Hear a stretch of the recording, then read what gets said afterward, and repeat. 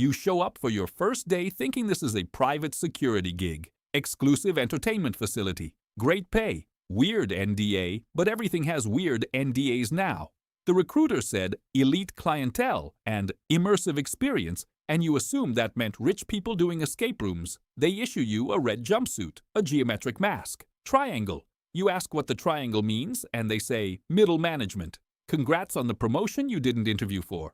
The mask is hot, uncomfortable. You can't see peripherally. You ask if you can adjust it, and 3 people simultaneously say, never remove your mask. Like a chant. Like they've said it 1,000 times before. You think quirky corporate branding. Like Google having nap pods or Amazon making you pee in bottles. At least it's not a mascot costume. This is a lie. And this is so much worse than a mascot costume. The facility is if IKEA and a pediatric hospital had a baby, and that baby was raised by someone with unlimited budget and deeply unresolved childhood trauma. Everything's pastel, clinical.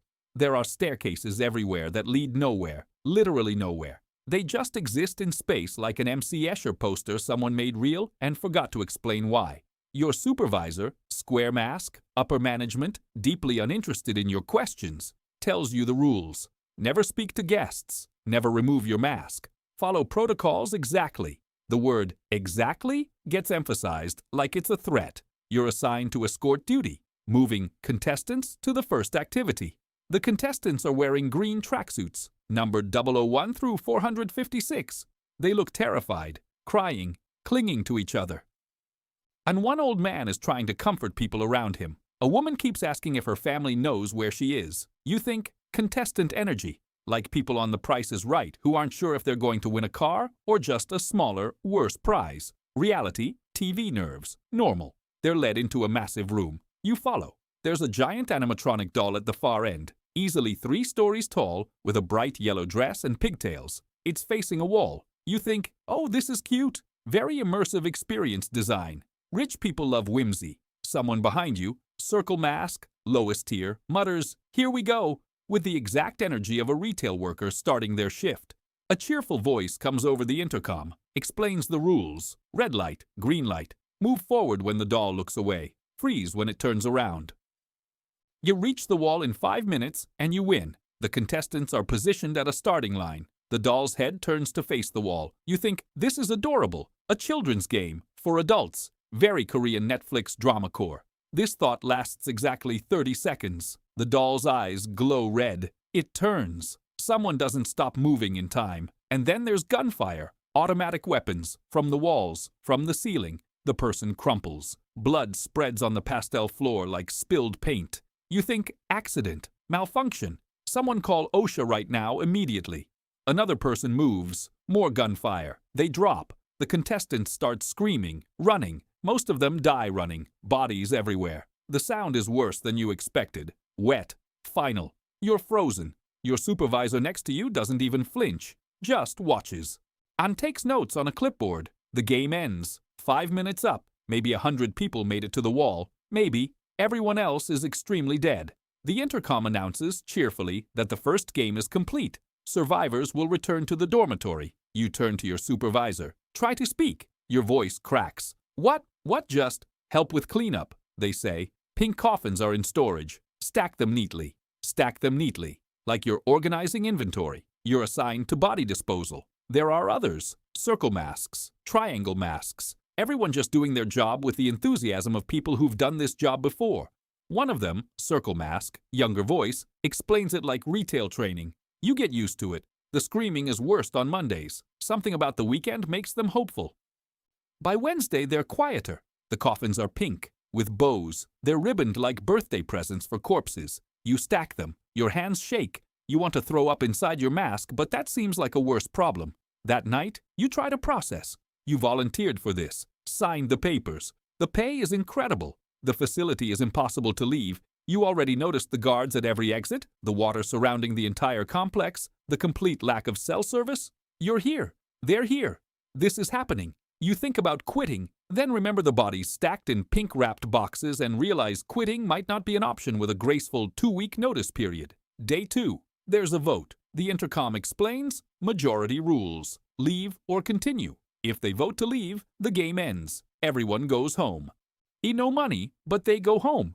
You think, finally. Obviously they'll leave. They just watched half their friends get murdered over a children's game. Leaving is the only choice that isn't deranged. They vote. It's close, but majority wins. They choose to stay. You cannot process this. Your brain refuses. They vote to continue the death facility murder games. For money. The intercom announces the prize. 45.6 billion won. You do quick math. That's roughly 100 million won per body in the pink bow coffins you've been stacking like the world's most disturbing Costco job. This is worse than your student loan interest rate. Game 2 is honeycomb. Dalgona candy pressed into 4 shapes. Circle, triangle, star, umbrella. Players pick a shape, then have to extract it perfectly using a needle. Break the shape, you die. You're assigned to needle distribution. You're handed a box of sewing needles like you're running a craft station. This is the most elaborate craft project with the worst possible stakes you've ever witnessed. This is worse than high school art class. The players work, desperately licking sugar, picking gently with needles, trying not to die over a cookie. Some break their shapes. Gunshots. Bodies removed. You start recognizing players. There's the old man from before, 001, who keeps smiling at people. A woman, 067, helping others quietly. A guy who looks like your cousin, 218, sweating over an umbrella. They're not contestants anymore. They're people. This is a mistake. This job requires not caring. You're developing forbidden empathy. Game 3 is marbles. Partners play against each other. Win all 10 marbles, you survive. And lose them, you die. You watch your favorites, the ones you've been tracking without meaning to, get paired up. The old man with a younger guy he's befriended. The woman with another woman. People who've become friends, partners, family to each other in 3 days. The game is watching people experience divorce, death of a lifelong friendship, and the betrayal of their deepest trust simultaneously, except at the end, one of them gets shot in the head. This is worse than any divorce court in history. This is worse than Judge Judy. The woman wins her marbles through skill. The old man wins through manipulation, faking dementia, tricking his partner. You watch the younger guy realize he's been played. Watch him hand over his last marble. Watch him die for it. Something in you breaks. You decide to help. Just once. Just a little.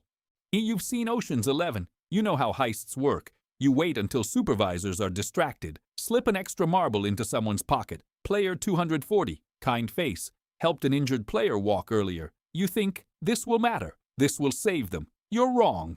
Another guard, triangle mask, been here longer, sees you. Doesn't say anything, just reports you. 10 minutes later, the front man appears. He's wearing a black mask, black outfit, the final boss of your terrible employment. He doesn't yell. He's not angry. He's disappointed. Exact tone of an HR manager who's already filled out your termination paperwork. You broke protocol, he says. His voice is calm, clinical. Why? You can't answer. What do you say? They seemed nice? Killing people for children's games feels wrong. I have empathy? We have rules for a reason, he continues. Structure, order. You disturbed that order. Player 240, the one you tried to help, gets pulled forward. Your extra marble is found. They're shot for cheating, right there, in front of you. Your help didn't save them. It killed them. Other guards hold your arms. The front man stands close. I'm giving you a choice, he says, because I'm fair. He gestures to the players below. You felt bad for them? You can join them.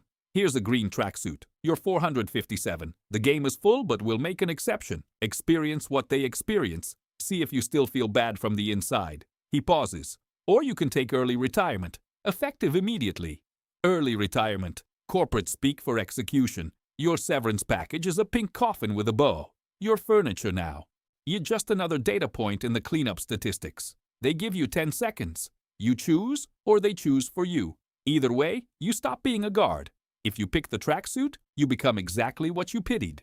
Number 457, the player who used to be a guard. The others will hate you. You'll die in the next game anyway. If you pick retirement, it's fast. Professional. They're very efficient here. You join the bodies in pink boxes. Get cremated. Forgotten. Your replacement arrives the next day. New triangle mask. Doesn't ask questions. Doesn't try to help anyone. Learned from your mistake without knowing you existed. You were the third guard to break this week. It's Tuesday. There are 4 more games to go. By Friday, nobody remembers your number. The intercom announces the next game in 30 seconds. Cheerful. Bright. And the players line up. The guards watch. The system continues. It always continues. You adjust the cost of doing business.